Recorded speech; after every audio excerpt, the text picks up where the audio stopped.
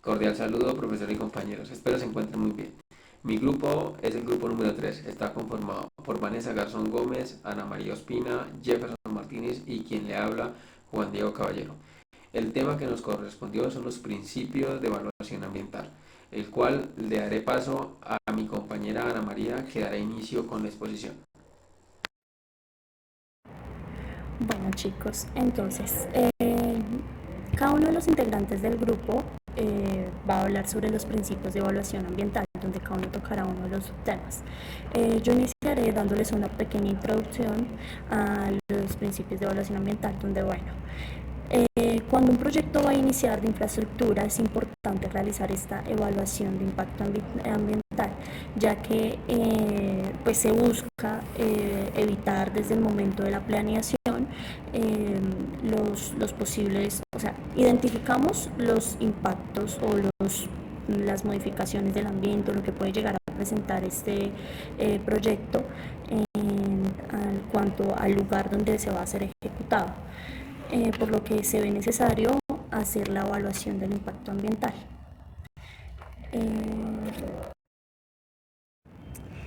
Bueno, en la importancia de los estudios de impacto ambiental, se busca que desde el inicio del proyecto, cuando usted se encuentra en la etapa de planeación, se puedan identificar todas las posibles problemáticas, donde así podemos evitar que antes de que este haya iniciado generemos pues dicho impacto. Pero además también nos sirve o es muy importante este estudio porque aparte de aterrizar el proyecto, aterrizamos costos y podemos saber si un proyecto es viable o no viable. Bueno, también aparte de hablar de la importancia que este estudio tiene, también podemos hablar de los beneficios que nos generará la evaluación ambiental, ya que tenemos, por ejemplo, protección de los recursos naturales, calidad ambiental, salud pública, documentar efectos ambientales, alternativas de menos daño o impacto, caracterización de los impactos, aplicación de prácticas que van a hacer que pues, disminuyan estos impactos y una participación pública para que todas las personas vean o estén como enteradas de las posibles afectaciones que puede llegar a tener el proyecto y además de qué se está haciendo para evitar estas afectaciones. Un cordial saludo, mi nombre es Vanessa Garzón Gómez. A continuación voy a hablarles un poco sobre el procedimiento que hay que seguir para la evaluación de los estudios ambientales. Como esquema metodológico encontramos que desde el punto de vista de la realización de un estudio de impacto ambiental, conviene diferenciar entre proyectos con varias alternativas y proyectos con una sola alternativa. Este procedimiento se divide en 3 etapas. La primera etapa conceptual de los estudios de impacto ambiental consiste en identificar y predecir las alteraciones que se producen con motivo del proyecto. Consta por una parte del análisis del proyecto, donde se estudian sus objetivos y su oportunidad, y se especifican aquellas acciones susceptibles de producir impactos. También se define la situación preoperacional del entorno, que comprende la concreación del ámbito y variables a contemplar. La identificación de aquellos elementos de estas variables susceptibles de ser modificadas, el inventario de estos elementos y la valoración del inventario. La segunda etapa no tiene un esquema rígido, puesto que según el método de evaluación que se utilice puede incluir diferentes pasos. En la imagen se puede observar el resumen del esquema metodológico general y como podemos observar en ella, en el caso de que exista más de una alternativa, suele procederse a la valoración de los impactos, que en algunos métodos incluye una ponderación previa. Posteriormente se realiza la comparación y selección de alternativas. En el caso de que solo exista una alternativa, se puede realizar únicamente una valoración de los impactos. Finalmente, la última etapa comprende la definición de medidas correctoras, los impactos residuales que tienen lugar después de aplicarlas, un programa de vigilancia que tiene el fin de controlar la magnitud de alteraciones registradas y, en caso de que sea necesario, los estudios complementarios, así como el plan de abandono y recuperación. Dicho lo anterior, es importante tener en cuenta que los proyectos de obras y actividades de competencia federal podrán ser evaluados en el Instituto Nacional de Ecología por medio de un estudio que puede ser presentado en las siguientes modalidades. Como informe preventivo, si se prevé que la obra o actividad no causarán importantes impactos ambientales, o por medio de una manifestación de impacto ambiental en sus modalidades que pueden ser general, intermedia y específica. Esto cuando la obra o actividad causen impactos ambientales significativos y potenciales. Los contenidos del informe preventivo, así como las características y las modalidades de manifestaciones de impacto ambiental y los estudios de riesgo, serán establecidos por el reglamento de la Ley General de Equilibrio Ecológico y Protección al Ambiente. Ante el Instituto Nacional de Estadística se debe presentar un resumen ejecutivo con los siguientes datos. Deberá describirse en un máximo de 20 páginas, no deberá contener información confidencial y deberá contener los siguientes rubros. Dicho lo anterior, es importante tener en cuenta que los proyectos de obras y actividades de competencia federal podrán ser evaluados en el Instituto Nacional de Ecología por medio de un estudio que puede ser presentado en las siguientes modalidades. Como informe preventivo, si se prevé que la obra o actividad no causarán importantes impactos ambientales, o por medio de una manifestación de impacto ambiental en sus modalidades que pueden ser general, intermedia y específica. Esto cuando la obra o actividad causen impactos ambientales significativos y potenciales. Los contenidos del informe preventivo, así como las características y las modalidades de manifestaciones de impacto ambiental y los estudios de riesgo, serán establecidos por el reglamento de la Ley General de Equilibrio Ecológico y Protección al Ambiente. Ante el Instituto Nacional de Estadística se debe presentar un resumen ejecutivo con los siguientes datos. Deberá describirse en un máximo de 20 páginas, no deberá contener información confidencial y deberá contener los siguientes rubros. Continuando con la exposición, encontramos los diferentes tipos de impactos. En estos son el impacto primario, el impacto secundario, el impacto a corto y largo plazo, el impacto acumulativo, el impacto inevitable, el impacto irreversible, el impacto reversible, el impacto residual y el impacto mitigado. Unos que podemos resaltar sería el impacto primario, que consiste en cualquier efecto en el ambiente biofísico o socioeconómico es producido por la ejecución del proyecto.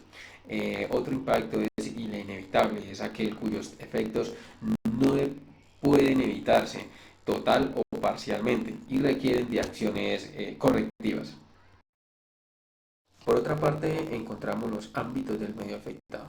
Se pueden considerar los siguientes ámbitos orientativos de acuerdo a los distintos elementos del medio, como lo son riesgos físicos, factores biológicos y factores socioeconómicos. En los riesgos físicos podemos encontrar la climatología, la calidad del aire, las emisiones energéticas como los ruidos, la geología, la geomorfología, los suelos, la hidrología y la oceanografía. Por los factores biológicos encontramos la vegetación terrestre, la vegetación acuática, la fauna terrestre y la acuática también. Por los factores socioeconómicos encontramos la demografía, los empleos, los servicios, la economía de la región, la tendencia de la tierra y las actividades productivas. Asimismo, podemos encontrar los indicadores de impacto. Es un elemento del medio ambiente afectado o potencialmente afectado por un agente de cambio. Para ser útiles debe cumplir una serie de requisitos, a saber cómo la representatividad, la relevancia, excluyente, cuantificante y fácil de identificación. La representatividad se refiere al grado de información que posee un indicador respecto al impacto global de la obra. La relevancia, la información que aporta es significativa sobre la magnitud e importancia del impacto. Excluyente, no existe una supervisión entre los distintos indicadores, y la cuantificante, mediable siempre que sea posible en términos cuantitativos, y fácil de identificación, definidos conceptualmente de modo claro y conciso. Bueno, no siendo más, le doy paso a mi compañero Jefferson, quien continuará con la exposición.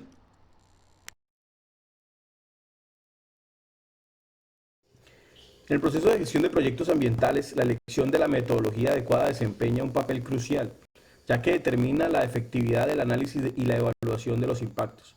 Esta elección está influenciada principalmente por las características específicas del proyecto y de los objetivos que se busca lograr. A continuación, presentaré las maneras generales y algunas de las metodologías más comúnmente utilizadas. La primera, la lista de verificación. Se trata de listas unidimensionales que se centran en los impactos de un proyecto en particular. Estas listas ofrecen la presentación sistémica y resumida de los impactos identificados. Segundo, tenemos los métodos matriciales. Estos métodos implican la relación entre las acciones del proyecto que pueden causar alteraciones y los componentes del medio físico y social afectados. En la tercera tenemos la sobreposición de mapas. Consiste en sobreponer transparencias sobre un mapa del área de estudio, indicando el grado de impacto para factores específicos. Como cuarto, en la cuarta casilla tenemos las redes de interacciones.